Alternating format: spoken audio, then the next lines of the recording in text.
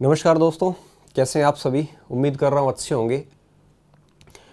तो आज का विषय अपना है असिस्टेंट प्रोफेसर की जो वैकेंसी आई है उसके संदर्भ में।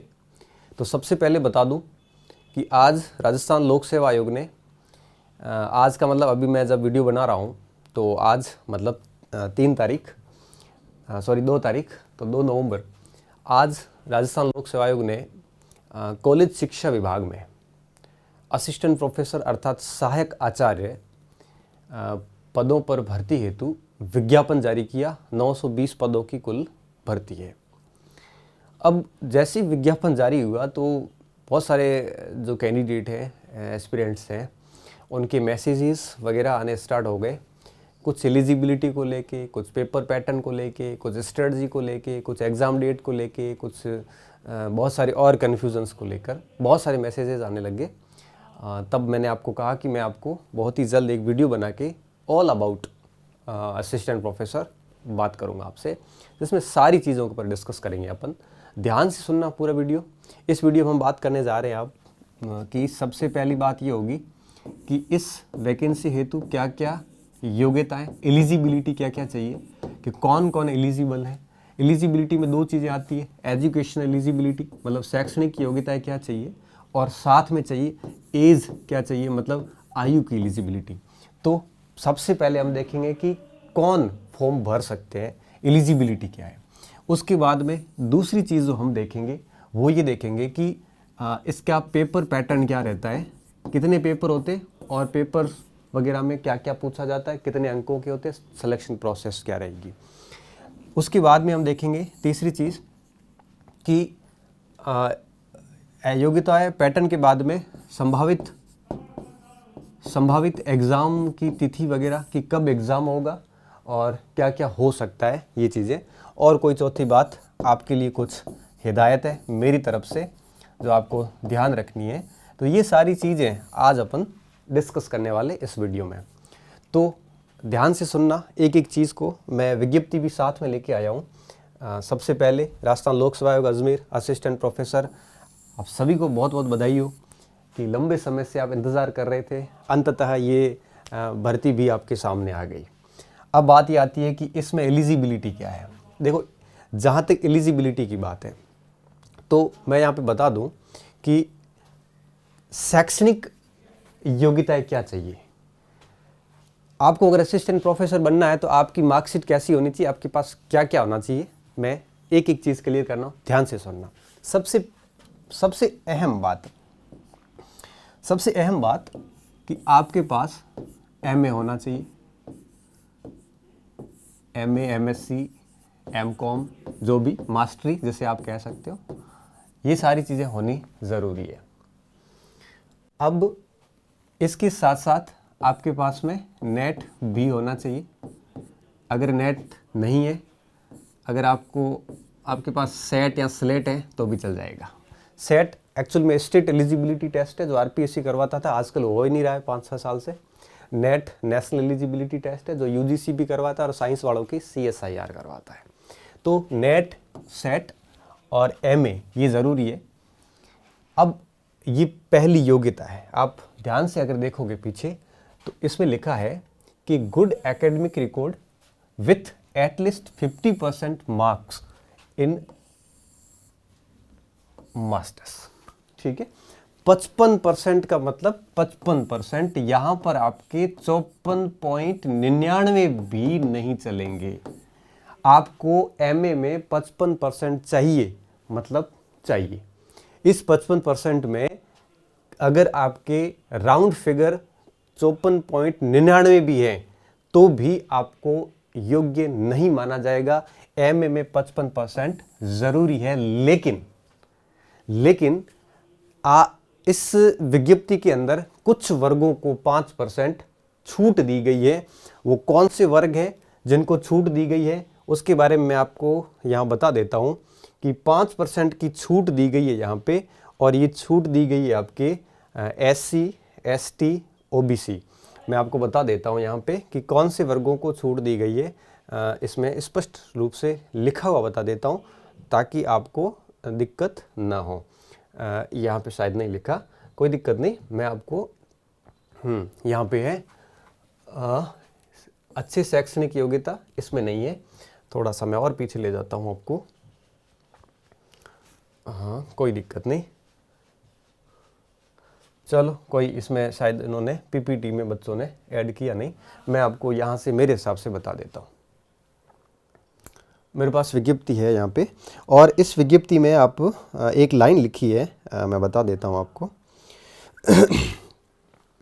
एक विज्ञप्ति में जस्ट आप अगर पेज नंबर विज्ञप्ति में 2 पे जाते हैं तो पेज नंबर 2 पे इन्होंने लिखा है कि अनुसूचित जाति, देखिए ध्यान से सुनना, अनुसूचित जाति, अब देखिए SC ST और OBC, चाहे वो क्रीमी लेयर हो चाहे वो नॉन क्रीमी लेयर हो, इसके अलावा निशक्त जन जितने भी हैं आपके, जो भी दिव्यांग है ये, और हाँ इन 4 को SC ST OBC और दिव्यांग, ये जो 4 कैटेगरी है, इसके साथ साथ में ऐसे लोग जिन्होंने 1991 से पहले PhD और MA दोनों कर ली थी, 1991 से पहले, उनको भी 5% की यहाँ पे छूट दी गई है। तो एक बात मैं स्टूडेंट सबको बता दूं कि पिछली वैकेंसी में ये छूट OBC वर्ग को नहीं थी, उनके लिए भी 55% जरूरी थे। कुछ बच्चे फिर हाई कोर्ट में गए थे, हाई कोर्ट ने अंतरिम राहत दी थी और उसके बेस पे करीबन 20 विद्यार्थी जो थे वो सेलेक्ट भी हुए, तो उनको कॉलेजेस में ज्वाइनिंग भी मिली थी। तो ये हाई कोर्ट में लंबा केस चला था, और इस वैकेंसी में इस बार इन्होंने ये छूट इस विज्ञप्ति में मेंशन कर दी है। इसका मतलब ये हुआ कि अब MA के अंदर जनरल और EWS इन दोनों को 55% चाहिए।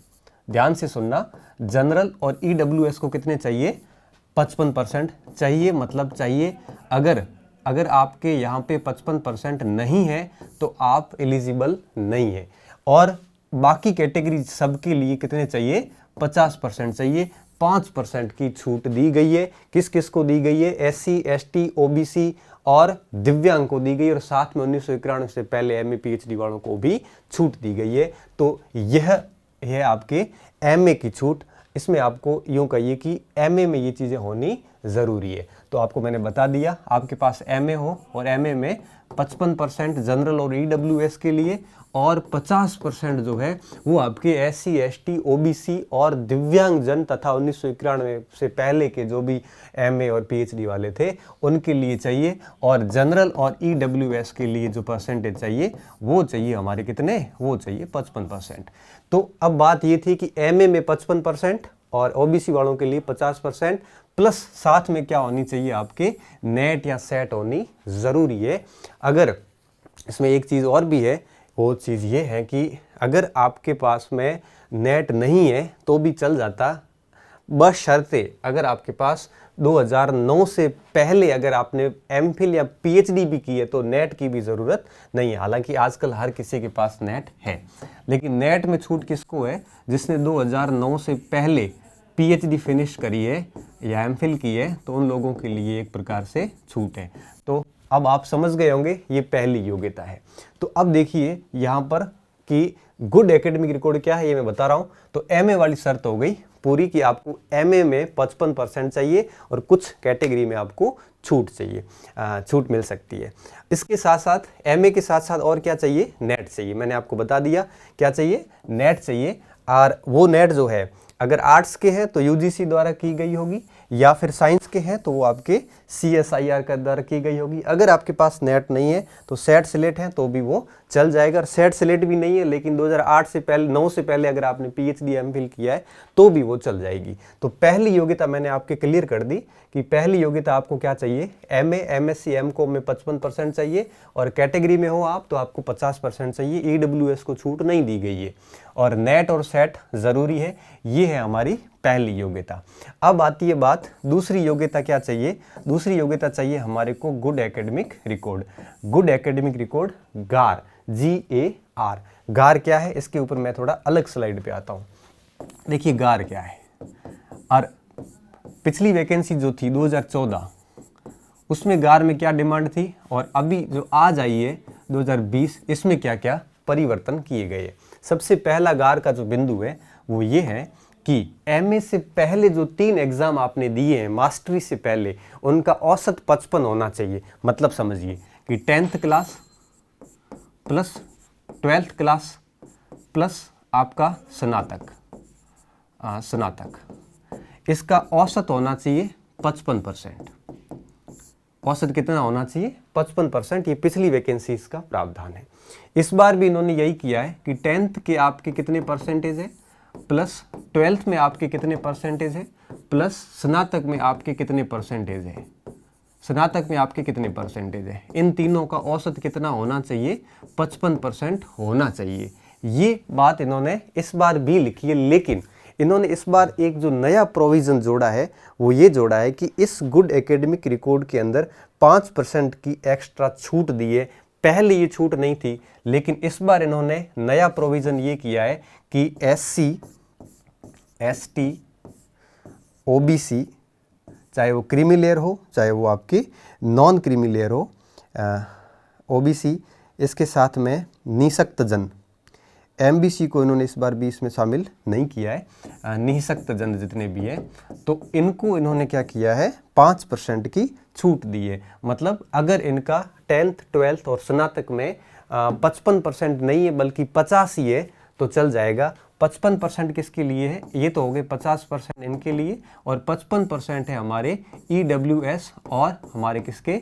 जनरल के लिए। तो जनरल और EWS वालों के लिए ये शर्त पिछले वाली सेम है, लेकिन SC ST OBC और निःशक्त जन के लिए इन्होंने BE 10th और 12th इसमें 5% की छूट दी गई है। लेकिन यहाँ पे मैं स्पष्ट रूप से बता दूं कि इसका छूट का मतलब ये नहीं है कि आपको स्नातक 12वीं और 10वीं के अंकों में पर्सनल सेपरेट छूट नहीं दी है, एग्रीगेट में छूट दी है। सेपरेट छूट क्या है?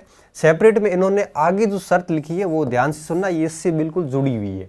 दूसरी शर्त क्या है यहाँ पे इन्होंने ये लिखा है कि स्नातक के अंदर 50% स्नातक जो इन्होंने लिखा है यहाँ पे, एक मिनट, हाँ, इन्होंने लिखा है कि 50% ग्रेजुएशन में होने बहुत ही ज़रूरी है, स्नातक में 50% ज़रूरी है। अब ये इस बार भी स्नातक में 50% सभी के लिए ज़रूरी है, इसमें 5% की छूट नहीं दी गई है। इसका मतलब ये नहीं है कि देखो SC ST OBC को 5% छूट औसत में ज़रूर दी है, लेकिन स्नातक में 50 पहले भी चाहिए थे और अब भी चाहिए, चाहे वो SC वर्ग का हो चाहे ST वर्ग का हो। स्नातक में 50 के साथ साथ 10वीं या 12वीं किसी एक कक्षा में 50% या इससे अधिक होने जरूरी है, चाहे 10th में हो चाहे वो आपके 12th में हो, दोनों में से किसी एक में 50% होने जरूरी है। 50 का मतलब 50, इसका मतलब ये कहता ही नहीं है कि 49.49 चल जाएगा। 50 का मतलब यहाँ पे क्या होता है? 50 होता है। तो good academic record means average of at least 50% marks in 3 examination preceding to masters degree. Master degree से पहले के 3 एग्जाम का औसत आपको कितना चाहिए? 55% चाहिए। यहाँ पे कुछ बच्चे बहुत कंफ्यूज हैं कि सर परसेंटेज जो है, जैसे मैं एक एग्जाम्पल से समझाता हूँ। मान लो किसी विद्यार्थी के, मान लेते हैं कि किसी विद्यार्थी के 10वीं में मान लो 45% है, और 10वीं में मान लिया कि उसके 65% 12th में हो गए, ठीक है, 10वीं में हो गए ये 45, 12वीं में 65, और BE में उसके हो गए आपके 48%। अब देखिए वो सीधा बाहर हो गया। क्यों बाहर हो गया? क्योंकि उसकी BE में कितने होने जरूरी है? 50। अब मान लो कि उसकी BE में 48 नहीं है बल्कि 50 बना देते हैं। अब देखो 50% हो गए, मतलब उसने 2 शर्तें पूरी कर ली। BE में 50 वाली शर्त भी पूरी हो गई और 12वीं में 65% हो गए, मतलब 10वीं या 12वीं में किसी एक में से 50 चाहिए थे, वो हो गए। अब क्या करेंगे? कुछ बच्चों की ये थे कि उनके मार्क्स जोड़ रहे हैं कि परसेंटेज का एवरेज कैसे निकालना, मैं बता देता हूं। जैसे मान लो कि 65 और 45 और 50 इन तीनों को जोड़ दो, तो 65 और 45 हो गई 110 और 50 हो गए 160। अब 160 बटे आप 3 कर दो, मतलब ये हुआ कि अब आपके जो आंकड़ा आएगा, ये आंकड़ा आ गया ऑलमोस्ट 53 के 53 के आसपास, 53%। तो आपके 53% एग्रीगेट हो गए। अब आप अगर ये कैंडिडेट जनरल का है तो हो गया 12। अगर ये EWS का तो भी बाहर हो गया, लेकिन अगर SC ST OBC का है तो वो पास हो गया। क्यों? क्योंकि 5% की छूट दे दी गई है एवरेज में, तो उसके लिए 55 की जगह 50 चाहिए, तो उसके लिए वो एलिजिबल हो गया। अब कुछ बच्चों का कन्फ्यूजन ये है कि उनके जो मार्क्स है वो जोड़ेंगे या ये परसेंटेज जोड़ेंगे। कुछ बच्चे क्या कर रहे हैं, कुछ ये कर रहे हैं, मैं आपको बताता हूँ। जैसे 10वीं में 45% है, तो 45% का मतलब ये हुआ कि 270 नंबर है, अंक आए हुए उसके। जैसे 65 है तो मानो उसके मान लेते हैं उसके 430 अंक है, और यहाँ पे इसके 50 है, मानो 900 अंक है। तो स्टूडेंट क्या कर रहा है कि अंकों को जोड़ के और कुल अंकों में भाग देके निकाल रहा है। ऐसे ना निकाले आप, क्योंकि RPSC का मेरा व्यक्तिगत अनुभव है कि उन्होंने अंकों के बेस पे ना निकालकर परसेंटेज को इन्होंने एक प्रकार से बेस बनाया हुआ है। पिछली बार हमने देखा था, मेरे जस्ट पास में एक स्टूडेंट था जिसका उन्होंने परसेंटेज को जोड़ के और 3 का भाग देके इस प्रकार से औसत निकाला था। तो ज़्यादा आपको चिंता करने की आवश्यकता नहीं है, ठीक है। मैं वापस इस बिंदु पे आ रहा हूँ। तो गार की पहली शर्त ये थी कि आपको 10th 12th और स्नातक में तीनों का औसत 55%, मैंने जैसा बताया वो पहले चाहिए था, इस बार भी चाहिए, लेकिन इस बार उन्होंने SC ST OBC को एक प्रकार से क्या दिए, छूट दिए। अब बात ये आती है कि इसके अलावा गार में क्या है। तो गार के अंदर BA का मतलब BA BSc BCom जो भी, तो इसमें BCom plus 12th plus 10th, तो इसका तो चाहिए कितना एग्रीगेट 55, और कैटेगरीज को 5% की छूट दी गई, तो इसका मैंने जिक्र पहले ही कर लिया। गार की पहली शर्त ये है। गार की दूसरी शर्त ये है कि 10th या 12th इन दोनों में किसी एक क्लास में आपके 50% से ऊपर होने जरूरी है। चाहे 10वीं में 50 से ऊपर हो, चाहे वो 12वीं में 50 से ऊपर हो, ये दोनों में एक में होने जरूरी है। 10वीं में भले 35 है और 12वीं में 85 है तो भी आपका काम हो जाएगा। और ये हो गया, एग्रीगेट हो गया। तीसरा क्या होगा? तीसरा ये होगा कि BA के अंदर 50% जरूरी है। यहां पर किसी भी कैटेगरी को कोई छूट नहीं दी गई है। अब मैं बता दूं, गार में ये 3 चीजें हैं। यहां किसी को छूट नहीं है, यहां किसी को छूट नहीं है, यहां एग्रीगेट में 5% की छूट है वो दी गई है, स्पेशली कैटेगरीज को, EWS वालों को नहीं दी गई है। और ये 3 तो हो गई हमारी गार की बातें। ये है गार। आप अपना गार चेक कर लेना, आराम से आप चेक कर पाओगे, कोई दिक्कत नहीं है। मैंने सारी चीज़ें अच्छे से क्लियर कर दिए। और गार के बाद में, और सबसे अहम बात जो मैंने पहले बता दी, पुनः बता रहा हूँ कि आपको मास्टर्स चाहिए, MA MCOM वगैरह जो भी है, और मास्टर्स में आपको कितने परसेंटेज चाहिए? 55%। मगर अगर जनरल और EWS हो तो 55 चाहिए, लेकिन अगर आप कैटेगरी के कैंडिडेट हैं तो आपके लिए कितने चाहिए? 50% चाहिए। और इसके अलावा आपको क्या चाहिए? नेट चाहिए। अगर आपके पास नेट नहीं है तो आपको सेट चाहिए। ये है मोटी मोटी योग्यताएं। ये 5 योग्यताएं हैं जो आपको पूरी करनी है। अब बात ये आती है कि इन 5 योग्यताओं के बाद में सबसे महत्वपूर्ण बात यहाँ पे ये निकल कर आ रही है कि अगर ये योग्यताएं कब तक पूरी चाहिए कि हम जो है वो एलिजिबल हो जाए, तो मैं आपको एक बता देता हूँ कि योग्यताएं आपको कब तक पूरी चाहिए, क्योंकि ये बात भी हमारे लिए काफ़ी महत्वपूर्ण होती है। काफ़ी बच्चे पूछ रहे थे कि सर योग्यताएं आखिर कब तक चाहिए, तो चलो मैं आपको यहाँ पे बता देता हूँ कि योग्यताएं आपको पूर्ण कब तक करनी है।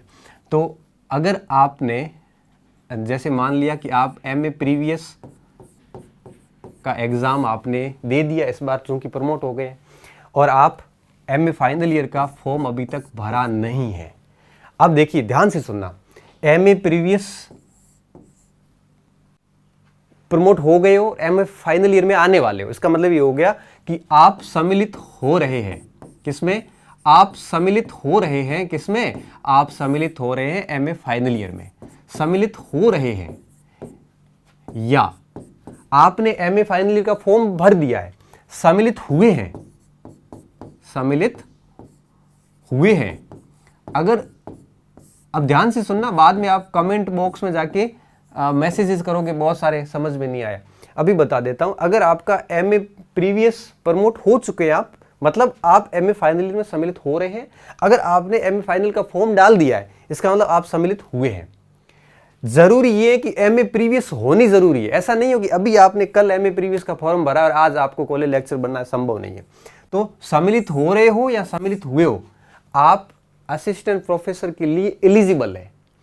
एक और सबसे इंपॉर्टेंट बात, इनके साथ साथ में आपको क्या करना है, जिस दिन कॉलेज असिस्टेंट प्रोफेसर के इंटरव्यू स्टार्ट होंगे, मान लिया कि इंटरव्यू स्टार्ट हो जाते हैं जनवरी, मान लेते हैं 8 जनवरी 2022, मान लो अगर 8 जनवरी 2022 को इंटरव्यू होते हैं तो आपको अपनी सारी शैक्षणिक योग्यताएं, एमए, नेट, ये सब आपको किस तारीख तक चाहिए, 8 जनवरी 2022 तक चाहिए। कुछ स्टूडेंट कह रहे सर मेरे पास नेट नहीं है, तो नेट नहीं है, शामिल हो पाऊंगा कि नहीं हो पाऊंगा। तो मैं आपको बता दूं कि इंटरव्यू की जो डेट होगी, फर्स्ट डेट जो इंटरव्यू की होगी, जिस दिन इंटरव्यू शुरू हो रहे हैं उस दिन तक आपको अपनी कंप्लीट मास्टरी चाहिए और नेट की डिग्री आपके उस दिन तक होनी चाहिए। अभी नहीं है तो कोई बात नहीं है। तो ये चीजें होनी बहुत ज्यादा जरूरी है। अगर आप एमए प्रीवियस में अगले सत्र में थे तो इस सत्र में डेफिनेटली प्रमोट हो गए हैं आप। अब प्रमोट हुए इसका मतलब आप सम्मिलित हो रहे हैं, और अगर आपने फाइनल का फॉर्म भी डाल दिया मतलब आप सम्मिलित हो चुके हैं। तो दोनों ही कंडीशन में आप फॉर्म डाल सकते हो और अगला नेट कर लो आराम से। और जैसी आपका इंटरव्यू होगा, और मैं मान के चल रहा हूं कि इंटरव्यू 2022 स्टार्टिंग में होंगे, 21 में तो एग्जाम रिजल्ट वगैरह ये चलते रहेंगे, तब तक आपकी नेट भी हो जाएगी। तो गुड एकेडमिक रिकॉर्ड पे बात कर ली, और कब तक एजुकेशन डिग्रीज आपको चाहिए उसके ऊपर मैंने बात कर ली। अब देखिए, अब आगे बात आती है, मैं अब एक एक स्लाइड को आपको वापस थोड़ा समझा देता हूं ताकि दिक्कत ना आए। सबसे पहली चीज हमने समझी कि गार क्या है। अब देखिए गार के बारे में, हाँ, गुड एकेडमिक रिकॉर्ड मैंने बता दिया। गुड एकेडमिक रिकॉर्ड के अंदर क्या चाहिए था, 10वीं 12वीं बीए में 55% एवरेज चाहिए, कैटेगरी को छूट दे दी गई है। कैटेगरी को छूट एवरेज में दी है। 10वीं 12वीं और बीए में जो पर्सनल अंक चाहिए, सेपरेट अंक चाहिए, उसमें कोई छूट नहीं दी गई है। बीए में अगर किसी के भी गुण 50% भी है तो भी वो शामिल नहीं हो पाएगा, चाहे वो एससी का हो चाहे एसटी का हो। बीए में 50% सभी के जरूरी है, और 10वीं या 12वीं में से किसी एक में 50% जरूरी है। लेकिन अगर तीनों का औसत अगर 50% बन रहा है, 55 नहीं बन रहा है, आप कैटेगरी की हो तो शामिल हो जाओगे। तो कहने का मतलब है कि औसत में छूट दी है, सेपरेट छूट नहीं मिली है। जबकि एमए की अगर मैं बात करूं तो एमए में 55% जरूरी है, लेकिन ई जनरल और ईडब्ल्यूएस को कोई छूट नहीं, बाकी सारी कैटेगरीज को छूट दी गई है। साथ में नेट सेलेक्ट चाहिए, कब तक चाहिए, वो चाहिए आपको इंटरव्यू की डेट तक, और इंटरव्यू होगा जनवरी 2022 के बाद ही होगा, उससे पहले मुझे लग नहीं रहा। ये चीजें थी, मैंने समझा दी। उसके बाद देखिए आगे क्या क्या है, आगे मैं बता देता हूं कि जिनके किसी की भी 2009 से जिन्होंने 2009 से पहले एमफिल पीएचडी वगैरह कर लिए तो उनको नेट सेट की भी ज़रूरत नहीं है। ये थोड़ा एमफिल सेट के बारे में था। इसके अलावा ये देखो, ये चीज़ जो लिखी है कि गुड एकेडमिक रिकॉर्ड क्या है, an average of at least 55% marks in the 3 examination preceding to masters degree with at least 50% marks in graduation, 50% marks in graduation, हाँ, in graduation and any of secondary या high secondary school के अंदर भी आपको 50% एक में चाहिए। जहां ग्रेडिंग सिस्टम है वहां पे भी रूल्स फॉलो किए जाएंगे। और फिर आगे स्पष्ट लिखा है कि राउंड ऑफ नहीं चलेगा, 55 का मतलब 55 ही चलेगा, 54.99% भी नहीं चलेगा यहाँ पे। और स्पष्ट शब्दों में लिखा है कि गुड एकेडमिक रिकॉर्ड के अंदर एससी, एसटी, ओबीसी और निःशक्त जनों को, अभ्यर्थियों को 5% छूट दी गई है। ध्यान रखना, यह छूट जो है वो औसत जो 55% है, 10वीं 12वीं और बीए का औसत है, उसमें ये छूट दी गई है। ध्यान रखना कि इन सेकेंडरी, सीनियर सेकेंडरी और स्नातक परीक्षाओं के अंकों में पृथक पृथक रूप से छूट नहीं दी गई है। ये स्पष्ट लाइन लिखी गई है। इसका मतलब साफ है कि आपके बीए में 50% होने जरूरी, चाहे एससी, एसटी, ओबीसी किसी भी कैटेगरी में हो।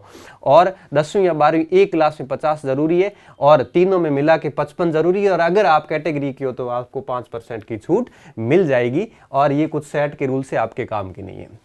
अब बात आती है शैक्षणिक अर्हता संबंधित प्रावधान। मैं वापस बता रहा हूं, पहले भी मैंने बता दिया कि कोई भी विद्यार्थी अगर अंतिम वर्ष में सम्मिलित हुआ हो मतलब आपने एमए फाइनल ईयर का फॉर्म डाल दिया है, एमए एमएससी जो भी फॉर्म डाल दिया है, या सम्मिलित होने वाला हो मतलब आप एमए प्रीवियस पास कर चुके हैं, फाइनल का फॉर्म डालने वाले हैं, सम्मिलित होने वाले हो, ये आवेदन के करने के लिए पात्र होंगे, आप फॉर्म भर सकते हैं। किंतु ध्यान क्या रखना है कि साक्षात्कार से पूर्व, साक्षात्कार का मतलब होता है कि जिस दिन जिस दिन इंटरव्यू होंगे, पहला दिन होगा, उस दिन तक आपको पूरे सबूत देने होंगे कि मेरे पास ये एमए पे पड़ी है, मेरे पास नेट भी है, साक्षात्कार के डेट से पहले की होनी चाहिए, नहीं तो आप क्या हो जाओगे, अपात्र। स्पष्ट लिखा है कि साक्षात्कार से पूर्व अभिव्यक्त करने का मतलब क्या है कि साक्षात्कार की प्रारंभ होने की दिनांक, जो साक्षात्कार का पहला दिन होगा, उस दिन तक आपको सारी शैक्षणिक योग्यताएं चाहिए। तो जब भी अभी आपके पास अगर नेट नहीं है तो आपको डरने की आवश्यकता नहीं है। अब बात आती है आयु की। इन्होंने आयु यहाँ पे लिखी नहीं है, मैं आपको बता देता हूँ। आयु के अंदर आयु में स्पष्ट लिखा है कि आयु आपकी कितनी होनी चाहिए। आपकी आयु होनी चाहिए 1 जुलाई 2020। 1 जुलाई 2020 को आपकी 21 वर्ष हो जानी चाहिए और अधिकतम आपकी आयु 40 वर्ष होनी चाहिए। और सबसे बड़ी बात यह है कि आगे छूटें भी दी गई है, 5-5 कैटेगरी को 5 साल की छूटें हैं वगैरह। आप आराम से इस विज्ञप्ति को पढ़ लेना। और मुझे लगता है कि आप जब ओबीसी वगैरह है सभी 45-45 साल के दे सकते हैं, इससे ज़्यादा छूट तो क्या चाहिए आपको। और उसके बाद अब बात आती है एग्ज़ाम पैटर्न की। तो मैंने अभी तक बात करी है कि क्या योग्यताएं चाहिए। तो योग्यता पर मैंने 2 चीज़ों पर बात करी कि एजुकेशन में क्या चाहिए और आपको एज में क्या चाहिए। तो एज में आपको 21 से 40 वर्ष और एज की गणना होगी 1 जुलाई 2020 से। और एजुकेशन में आपको क्या चाहिए, 2 चीज़ें चाहिए, एक गुड एकेडमिक रिकॉर्ड चाहिए और एक आपके मास्टर चाहिए। मास्टर मतलब एमए एमएससी वगैरह। और गुड एकेडमिक रिकॉर्ड में कुल 3 शर्तें थी, मैंने बता दी। 55% एवरेज चाहिए और कैटेगरी वालों को 5% की छूट है। बीए में 50% चाहिए, 10वीं या 12वीं किसी एक क्लास में 50 चाहिए। और ये सारी, उसके बाद मास्टर्स में आपके 55% ज़रूरी है, लेकिन कैटेगरी को यहाँ पर भी 5% की छूट दी गई। ईडब्ल्यूएस को कोई छूट नहीं दी गई है। और ये थी हमारी योग्यता। योग्यता के बाद में अगर मैं बात करूँ कि इसका पेपर पैटर्न क्या रहता है, परीक्षा प्रणाली कैसे रहती है, तो परीक्षा प्रणाली की जहाँ तक बात है ये मैं लाता हूँ इसके ऊपर। अब देखिए यहाँ पे, तो यहाँ पर कुल 3 पेपर होते हैं और एक इंटरव्यू होता है। मैं बता देता हूँ कि रिटर्न होगा 200 अंकों का। सभी वैकल्पिक प्रश्न होते हैं। वैकल्पिक मतलब ऑब्जेक्टिव टिक करने वाले। 200 अंकों का होता है प्रश्न पत्र, जिसमें 3 पेपर होते हैं। 3 पेपर कौन कौन से, सबसे पहला और दूसरा, ये दोनों तो होंगे आपके सब्जेक्ट के। जैसे आप हिस्ट्री के हो तो 150 अंक, 150 अंकों का इतिहास पूछा जाएगा। अगर आप भूगोल के हो तो 150 अंकों का भूगोल होगा। इकोनॉमिक्स के हो तो 150 अंकों का इकोनॉमिक्स होगा। सिलेबस क्या रहता है, कुछ भी बाहर नहीं, सारी चीज़ें शामिल है। और थर्ड पेपर जो है वो राजस्थान की जीके का रहेगा, जिसमें राजस्थान की इकोनॉमी, राजस्थान की ज्योग्राफी, राजस्थान की पॉलिटी, ये सारा पोर्शन रहेगा। और 50 अंकों का ये पेपर रहेगा। और इस प्रकार से कुल पेपर होगा आपके 200 अंकों का। तो 200 अंकों का पेपर होगा और साथ में 24 अंकों का होगा इंटरव्यू, साक्षात्कार। तो कहने का मतलब ये हुआ कि आपकी जो कट ऑफ बनेगी, मेरिट बनेगी, वो बनेगी 224 अंकों में से। तो पहले पेपर होंगे, उसके बाद में वो होगा। तो कहने का मतलब ये था रिटन एग्जामिनेशन और इंटरव्यू दोनों मिला के कितने अंकों के होते हैं, 224 अंकों के होते हैं। यहाँ लिखा है इंटरव्यू 24 अंकों का होता है। और to the extent of 3 times of total number of vacancies, हो तो वही बात है कि 3 वैकेंसी की 3 गुना ज़्यादा बुलाएंगे वगैरह वगैरह, ये सब चीज़ें बाद की बातें हैं।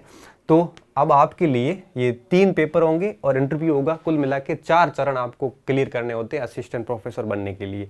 आपका सब्जेक्ट बहुत अच्छा होना चाहिए और साथ में जनरल स्टडी का पेपर भी शानदार तरीके से होना चाहिए, तब जाके आप इसमें पार्टिसिपेट भी कर सकते हो, अपनी सफलता सुनिश्चित कर सकते हो।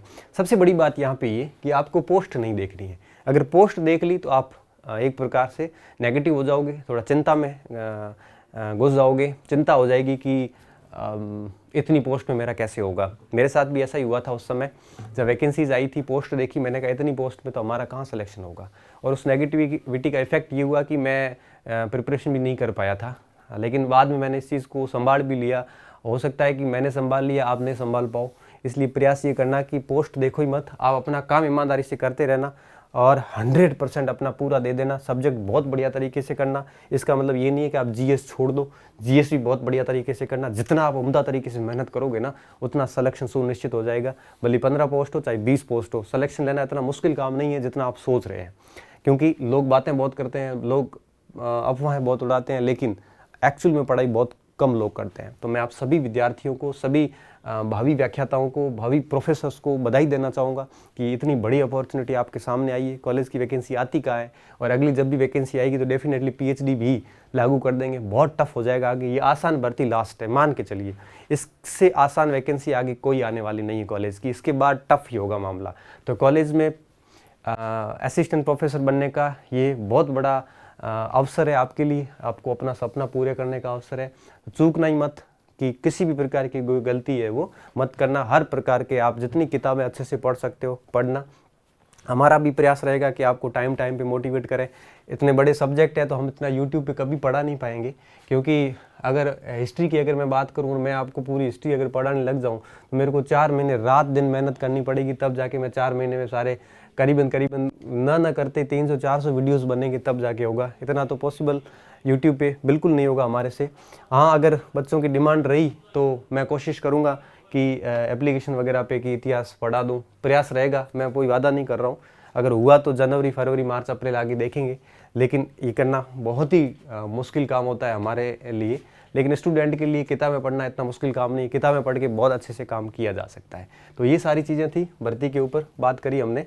तो उम्मीद कर रहा हूँ ये वीडियो आपके लिए फ़ायदेमंद होगा, सिद्ध होगा, और अभी कोई कन्फ्यूजन शेष नहीं रहा होगा। और रही बात कुछ ऐसे स्टूडेंट भी हैं जिनकी क्वारीज और भी शेष रही हुई, तो मैं आपको कहूँगा आरपीएससी की वेबसाइट पे जाना, विज्ञप्ति डाउनलोड करना और उसका गहनता से अध्ययन करना। एक एक चीज़ क्लियर हो जाएगी, सारी चीज़ें विज्ञप्ति में अच्छे से लिखी हुई है। ज़्यादा सोचने की आवश्यकता नहीं है, ज़्यादा परेशान होने की आवश्यकता नहीं है। मैं आपको बता देता हूँ, पुनः एक बार छोटा सा फ्रेम और बता देता हूँ कि आपकी आयु 21 से 40 के बीच में होनी चाहिए। अगर आप कैटेगरी के हैं तो आपको 40 से ज़्यादा की भी छूट मिली हुई है। दूसरी बात, आप अगर एमए फाइनल ईयर में आ गए हैं या एमए प्रीवियस प्रमोट हो चुके हैं तो आप एलिजिबल फॉर्म डाल दीजिए। ध्यान रखना 2021 में नेट कर लेना, ताकि जब भी इंटरव्यू होंगे तब तक आपके पास नेट हो जाएगी। उसके अलावा अगर आपके पास बीए में 50% होने ज़रूरी है, आप चाहे किसी भी कैटेगरी के हो। आपके पास एमए में भी 55 ज़रूरी है, लेकिन आप कैटेगरी के हो तो आप 50 भी है तो भी आपके चल जाएगा। साथ में गुड एकेडमी रिकॉर्ड का ध्यान रखना। 10वीं 12वीं बीए में 50% जो औसत चाहिए उस औसत का ध्यान रखना। अगर आपके पास है या नहीं है, कैटेगरी के हैं तो 5% छूट है, कैटेगरी के नहीं है तो आपको 55% ज़्यादा ज़रूरी है। इसके अलावा ईडब्ल्यूएस को छूट नहीं दी गई है, बाकी सारी कैटेगरीज को छूट दी गई है। सारी चीज़ें मैं एक क्लियर अच्छे से कर चुका हूँ। जहाँ तक एग्ज़ाम तिथि की बात है तो संभावित तिथि, जहाँ तक मेरा एक एक्सपीरियंस है, जो एक्सपेक्टेशन है, इंट्यूशन है, मुझे लग रहा है कि अगस्त सितंबर के लिए आपको तैयार रहना चाहिए। आरपीएससी पूरे एक प्रकार से है उसमें मूड में है, तो अगस्त सितंबर के लिए आपको पूर्ण रूप से तैयार रहना चाहिए कि अगस्त सितंबर में ही एग्ज़ाम हो सकता है 1-2 महीने आगे पीछे हो, लेकिन अगस्त सितंबर एक मान के चलिए एग्ज़ाम होके रहेगा। और फिर इंटरव्यू जनवरी के आसपास होंगे, तब तक आपका नेट वेट सब क्लियर हो जाएगा। तो ये चीज़ें थी, ध्यान रखना अच्छे से। नेक्स्ट वीडियो जो मेरा आएगा उसमें मैं आपको बताऊंगा कि थर्ड पेपर जो राष्ट्रीय जनरल स्टडी है उसको कैसे प्रिपेयर करें पूरी तरीके से, एक सटीक रणनीति के साथ। 1 या 2 दिन के अंदर मैं आऊँगा और वो वीडियोस आपको बताऊंगा कि थर्ड पेपर की तैयारी आपको कैसे करनी है। उसके बाद एक वीडियो मैं लाऊंगा हिस्ट्री का। उसके बाद में जो मेरे साथी लोग लगे हैं उनको अपने अपने विषय के विद्वान लाऊंगा और आपको मोटिवेट करवाऊंगा कि पॉलिटी को कैसे करना है। जो भी विषय है, मेरे जो भी विद्वान साथी मेरे टच में है उनसे वीडियो बनाऊंगा, जिससे कि आपकी एक अच्छे से मार्गदर्शन हो सके। जितना हमारे से बन पड़ेगा हम आपकी पूरी गाइड का लाइन देते रहेंगे और इंटरव्यू तक हम आपके साथ हैं। जो हमारे एक्सपीरियंस रहे से पिछली भर्ती में, जो हमने जो असिस्टेंट प्रोफेसर की यात्रा जो हमने तय की है, उस यात्रा में हमने जो भी एक्सपीरियंस हासिल किए थे उन एक्सपीरियंस का फ़ायदा आपको भी डेफिनेटली देंगे। बहुत बहुत धन्यवाद विद्यार्थियों, मस्त रहिए, खुश रहिए और अब सब कुछ छोड़ के अपनी पढ़ाई पे ध्यान दीजिए। धन्यवाद।